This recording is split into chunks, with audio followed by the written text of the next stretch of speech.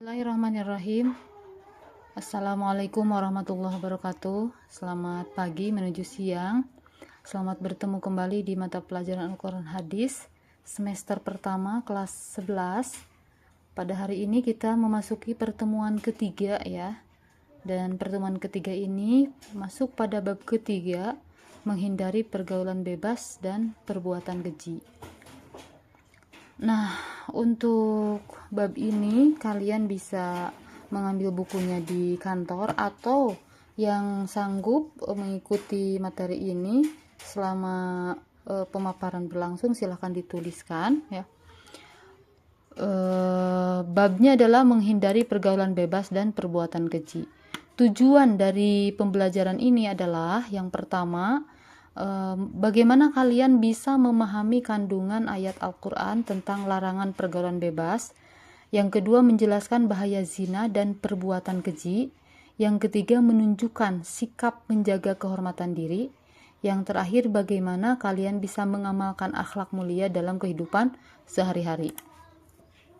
Baik, kita mulai dari dalil utama atau dasar hukum larangan pergaulan bebas.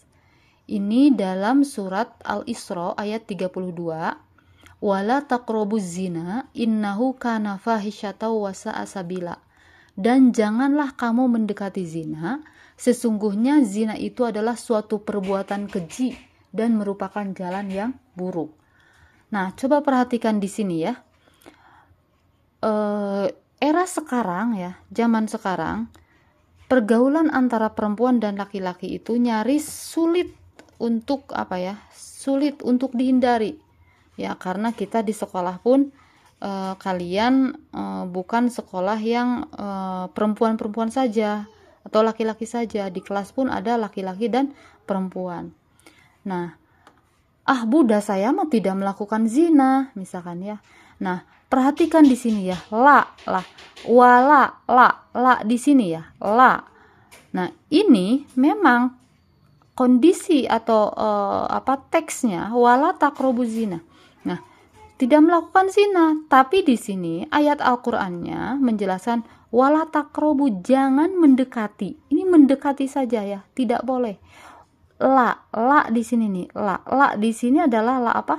La nahyi ya, la larangan. Kaidah usul fikihnya mengatakan apa? Al aslu fin nahyi litahrim. Asal mula daripada larangan itu adalah menunjukkan pada haram. Apa yang mendekati zina itu? Banyak. Salah satunya kalian misalkannya di sekolah berpacaran. Nah, itu akan mendekati ke sini. Nah, teks Al-Qur'an menyebutkan itu tidak boleh ya. Tidak boleh mendekati itu. Siapa misalkannya di sini yang pulang sekolah tidak langsung pulang ke rumah, malah jalan-jalan dulu, pulangnya sore. Nah, malah berpacaran, berdua-duaan. Nah, ini enggak boleh. Ya. Kenapa Allah menurunkan ayat ini? Ini fungsinya sebenarnya Allah itu sangat sayang kepada kepada hambanya. Agar apa? Agar selamat dari jalan yang buruk. Gimana udah terlanjur misalkan. Ya udah, kalau sudah terlanjur tinggal putusin dan bertaubat ya. Allah masih membuka pintu taubat, apalagi perempuan. Kalian itu barang mahal ya. Kalau laki-laki mah barang murah. Kalau perempuan mah barang mahal ya, harus dijaga, harus tertutup ya. Harus tertutup apalagi ketika keluar rumah ya, jangan sampai dapat memancing siapa? Memancing lawan jenis atau yang bukan mahram ya. Jadi jangan bangga saya punya pacar, jangan bangga, justru harus bangga saya misalkan masih jomblo, bagus itu ya, lebih terjaga ya. Nah, kemudian apa pesan dari ayat ini? Allah melarang bukan hanya zina tetapi juga segala sesuatu yang mengantarkan kepadanya ya, seperti halnya tadi. Misalkan kalian memiliki paras yang rupawan, jalan lenggak-lenggok, atau memakai parfum, minyak wangi yang berlebih-lebihan, kemudian tercium oleh lawan jenis yang dapat menimbulkan nafsu ya nafsunya meningkat gitu ya, sehingga tertarik dan kesananya ingin melakukan perbuatan zina. Sama itu juga ya, harus hati-hati. Kalau begitu Bu, atau enggak boleh di minyak wangi, bukan begitu. Jadi berparfum, berminyak wangi itu khusus pada tempatnya, misalkan di pergelangan tangan, di leher gitu, kemudian misalkan di bawah ketiak, cukup segitu, tidak usah semprot sana semprot sini ya, terlalu menghamburkan. Dan jangan lupa itu haram hukumnya. Kalau perempuan misalkan melewati suatu kaum atau suatu kelompok, kemudian kamu menggunakan memakai minyak wangi dan tercium oleh lawan jenis, dan itu dapat meningkatkan gairah dalam tanda kutip seksual, haram loh itu kamu hukumnya ya. Jadi kalian tetap harus bersih ya. Islam mengajarkan harus bersih gitu, harus wangi. Tapi itu hanya untuk ketika kalian berdekatan ya, seperti perempuan, kalian kan suka salaman sama perempuan, cipika-cipiki. Nah, ketika kalian berdekatan itu baru terasa harum tubuh atau badan kalian. Jadi kalau dari jauh-jauh misalkan kemudian lewat, kamu misalkan minyak wanginya sampai sembelebar misalkan ya, tercium oleh banyak kelompok laki-laki, wah itu haram hukumnya, terlalu berlebih-lebihan. Hati-hati. Yang kedua pesan ayat ini? Menjaga kehormatan diri ya. Menjaga kehormatan diri itu merupakan bentuk ketaatan kepada Allah. Makanya baju perempuan pengaturannya lebih banyak dalam hadis daripada laki-laki. Kan perempuan mah kalau memakai kerudung ya harus menutup dada, ala juyubihin, harus menutup dada ya. Kemudian harus yang longgar, tidak boleh ketat ya. Awas itu misalkannya tangan yang suka diangkat, ditikal-tikal sampai ke atas pergelangan, hati-hati ya. Itu jangan sampai itu. Harus ditutup sampai pergelangan. Harus longgar bajunya. Kemudian warnanya tidak boleh berwarna mencolok ya, mencolok. Pink ngejreng misalkan ya, birunya ngejreng misalkan, yang dapat memancing. Alah, siapa tuh misalkan yang memakai baju itu pink ngejreng misalkan ya, memancing pandangan laki-laki. Diusahakan Islam ya mengatur pakaian perempuan itu harus yang tanda kutip gelap-gelap, redup harusnya mah gitu. Kadang sih ibu juga pakai yang merah gitu, kadang gitu ya, nggak apa-apa dipadukan dengan yang hitam, nggak apa-apa. Sesekali, bukan tujuannya untuk pamer atau nggak ada ya. Terus apalagi perempuan itu kalau kerudung itu harus panjang, memang ada hadisnya ya, ada hadisnya ya. Kalian boleh searching sendiri ya,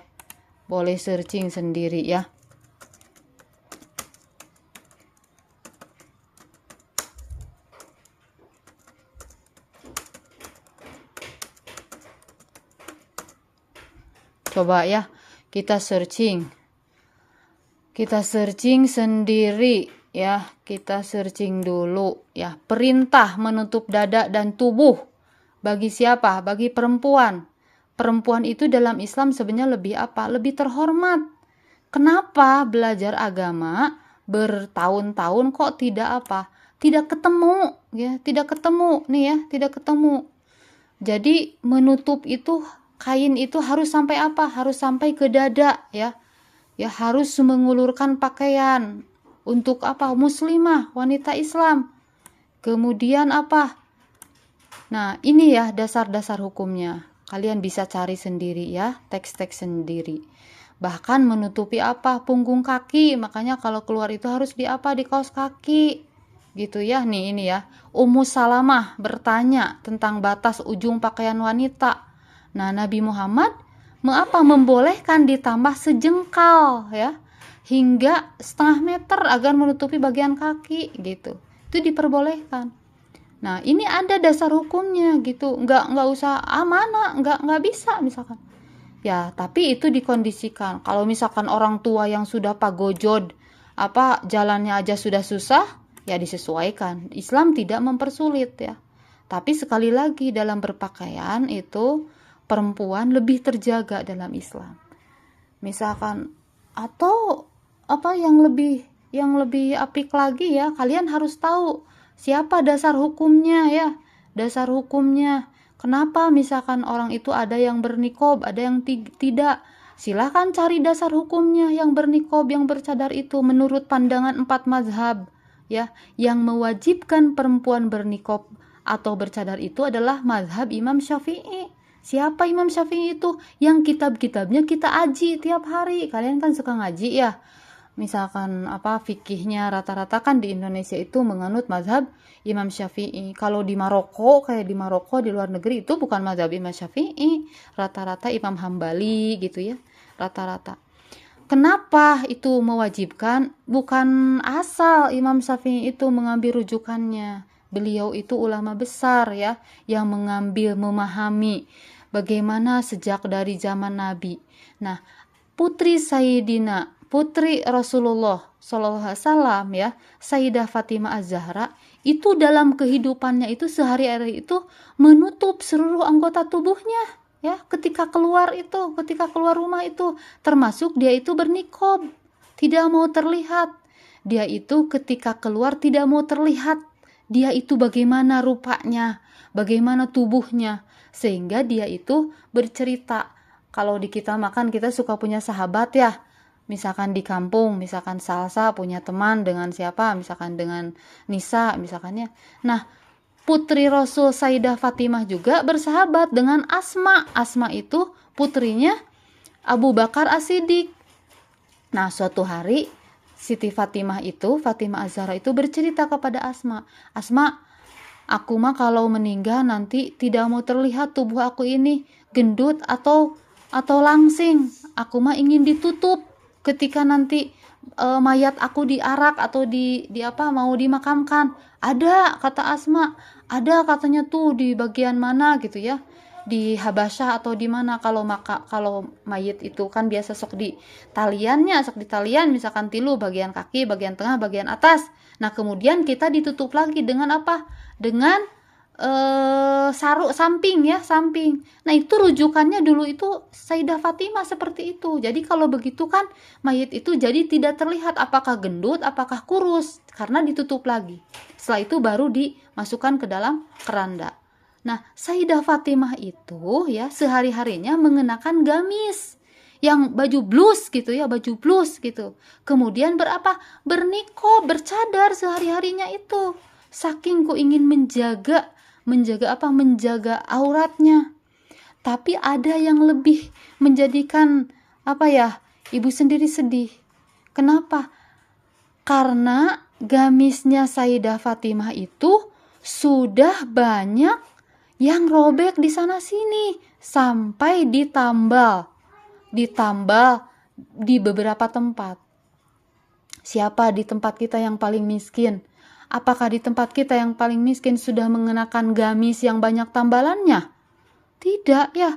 Jadi belum, kayaknya di tempat kita tuh semiskin-miskinnya pun belum sampai ke derajat miskinnya seperti Sayyidah Fatimah.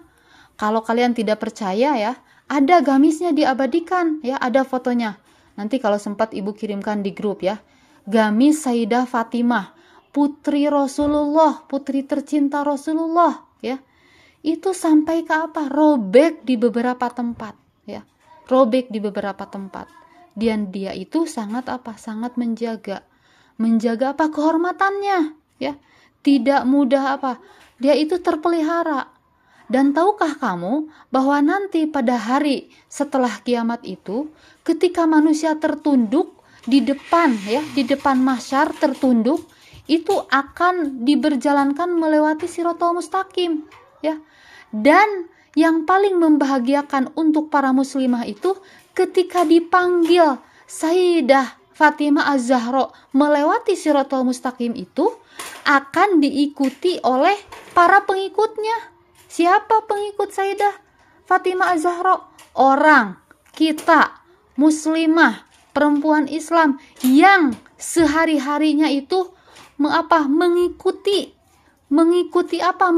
kebiasaannya, perilakunya dalam beribadahnya, dalam kesehariannya. Sok silahkan. Tidak ada hal yang paling membahagiakan kecuali selamat di titian Siratal Mustaqim.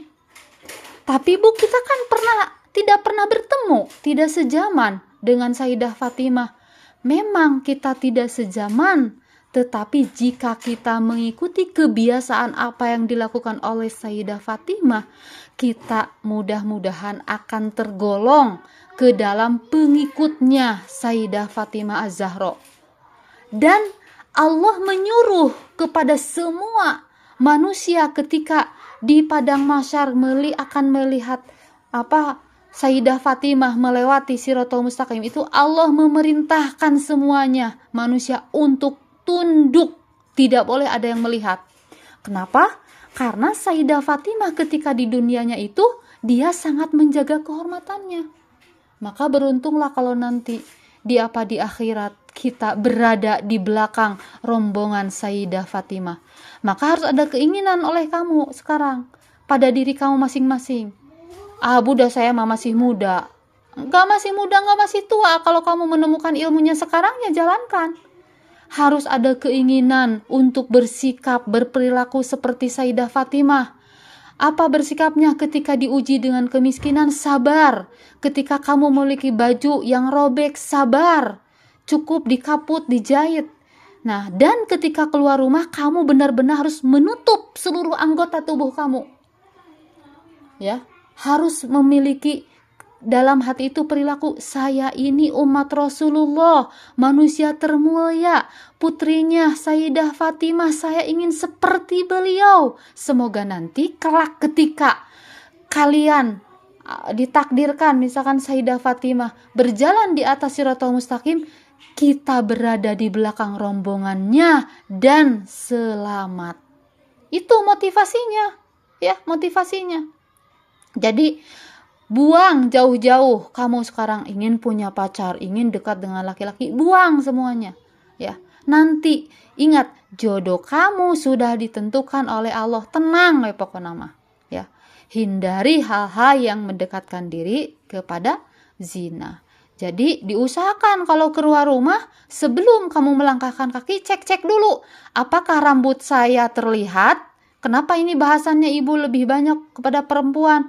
Karena cek ibu tadi, laki-laki mah barang murah, gampang. Tapi perempuan mah barang mahal, ya. Cek kalau keluar rumah, apakah rambut saya terlihat? Apakah lekuk tubuh saya ini terlihat?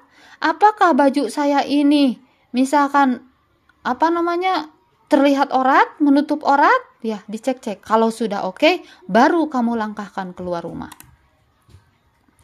Nah, kemudian ada hadis Nabi, ya, diperkuat dengan hadis Nabi, ya.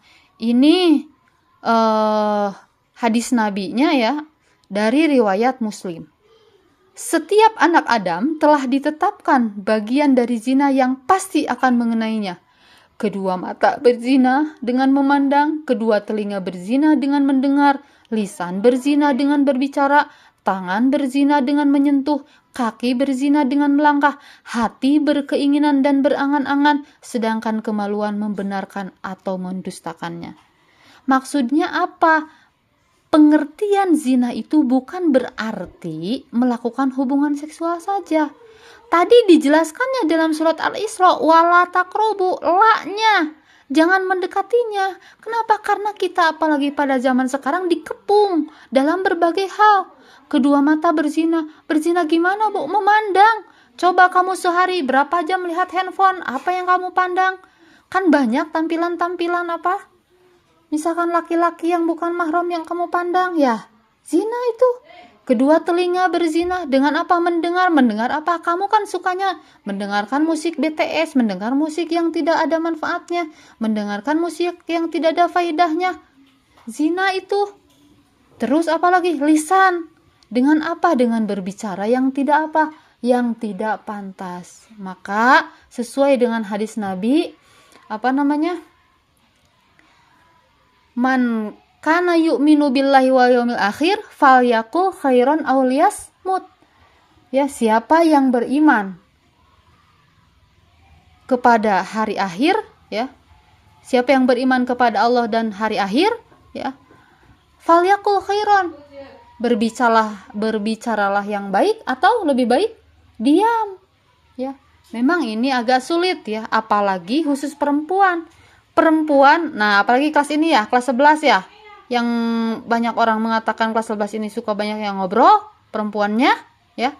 Perempuan sudah didesain sehari itu harus mengeluarkan 20.000 kata ya.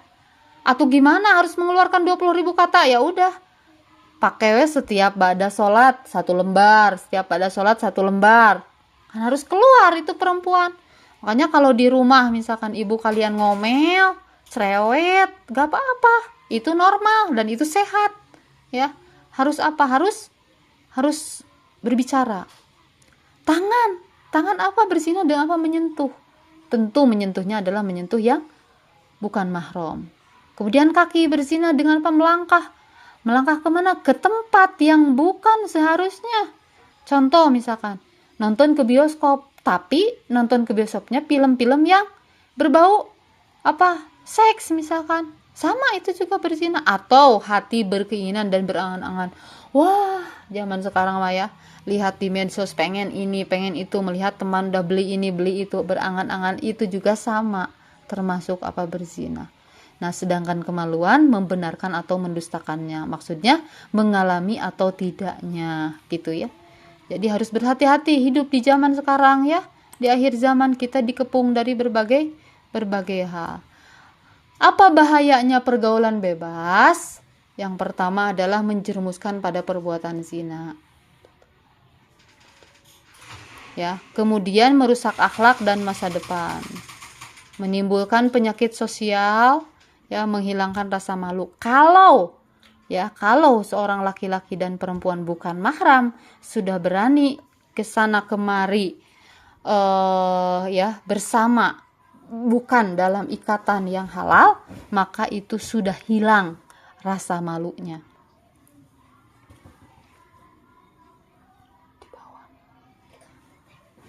Nah, kemudian maka akan mendatangkan apa? Murka Allah. Setelah itu gimana? Merusak kehormatan diri dan keluarga. Yang paling merasakan akibatnya itu jika sudah terjadi pergaulan bebas adalah perempuan. Ya. Laki-laki mah kadang kabur, tidak bertanggung jawab. Kamu misalkan sekarang dibuai asmara ya, bersama dengan laki-laki kesana kemari, hingga jatuhlah kehormatan kamu. Kalau sudah hamil, tidak ada yang bertanggung jawab, siapa yang malu? Keluarga kamu. Ingat, kamu itu dibesarkan bukan keluar sendirinya, bukan keluar dari batu.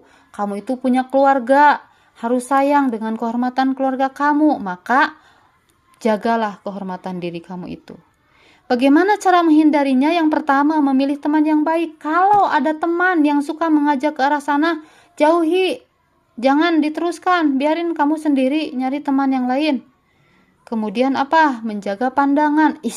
Memang dia itu ganteng, tapi bukan itu, bukan mahram, tundukan. Terus apa? Menutup aurat. Salah satunya adalah mengenakan baju-baju yang Yang longgar, ya. Jangan nyetak tubuh. Kenapa? Karena tubuh perempuan itu indah dari berbagai hal. Mau langsing, mau ideal, mau gemrot, ya indah. Pokoknya udah ada keterangannya ya. Harus menutup aurat. Kemudian mengisi waktu dengan hal-hal yang positif ya. Jangan banyak ngehulang kegiatan dengan teman, cari yang positif. Bagaimana implementasinya dalam kehidupan sehari-hari ya? Yang pertama, menjaga pergaulan sesuai syariat ya. Kemudian tidak berduaan dengan lawan jenis atau berkholwat. Nah, ini hati-hati ya. Kalau kalian nih kelas 11 ketemu dengan ibu sedang berboncengan dengan lawan jenis, meskipun nilai ulangannya 100 ya, lihat nanti sama ibu nilainya jeblok ya, nilai minimal ya. Kemudian menjaga tutur kata dan media sosial. Awas yang punya media sosial, jangan suka posting muka, wajah, tubuh lenggak-lenggok. Terus apalagi joget-joget, gak boleh. Haram itu hukumnya. Wah, ibu kejam, haram hukumnya. Itu akan dapat mendatangkan banyak dosa. Coba kalau kamu meninggal, terus kamu media sosialnya masih aktif, kamu di dalam kubur. Bisa nggak kamu maruman eta nu di media sosial? Nggak bisa. Tolong di jero kubu Nisa pang marumankeun media sosial abi panghapuskeun misalkan cek saha terus misalkan ya. Nggak bisa. Makanya apa yang perlu diposting di media sosial?